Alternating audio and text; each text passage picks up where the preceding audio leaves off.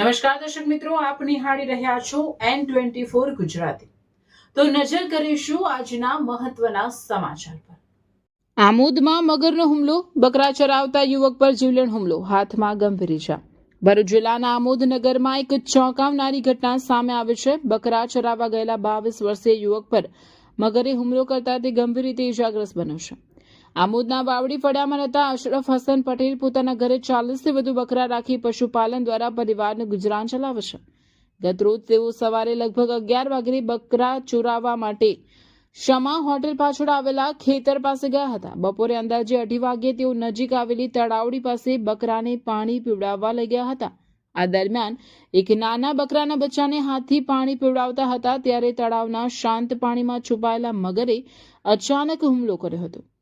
મગરે યુવકના જમણા હાથના પંજાને જોરથી પકડીને તેને પાણીમાં ખેંચવાનો પ્રયાસ કર્યો હતો, પરંતુ અશરફે હિંમત દાખવી મગર સાથે સંઘર્ષ કર્યો અને બીજા હાથથી મગરના પાછળના ભાગ પર પ્રહાર કરતા પોતાનો હાથ છોડાવી લેવામાં સફળ રહ્યો હતો। મગરના તીક્ષ્ણ દાંતના કારણે યુવકના જમણા હાથની 5 આંગળીઓમાં ગંભીર ઈજા પહોંચી હતી અને તે લોહી લુહાણ હાલતમાં તળાવમાંથી બહાર નીકળ્યો હતો। બાદમાં નજીકના ખેતરમાં કામ કરતા મજૂર પાસેથી મોબાઈલ લઈને પોતાના ભાઈને જાણ કરી હતી। યુવકને તરત જ આમોદ સરકારી દવાખાને ખસેડવામાં આવ્યો હતો, જ્યાં પ્રાથમિક સારવાર બાદ વધુ સારવાર માટે ભરૂચ સિવિલ હોસ્પિટલમાં રિફર કરવામાં આવ્યો છે। ઘટનાની જાણ થતાં આમોદ વન વિભાગે પણ તપાસ હાથ ધરી છે। શું નામ? મારું અશરફ। શું બનાવ બન્યો તો?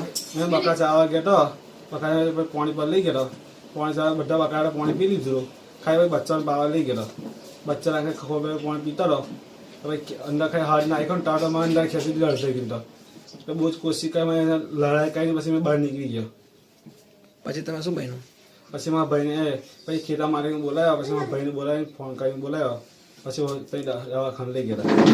શું કીધું હોસ્પિટલમાં? તો વિચાર્યું કે તમારે ભરૂચ લઈ ગયા, એમ્બ્યુલન્સ બોલાવીને પછી મેં ભરૂચ લઈ ગયા।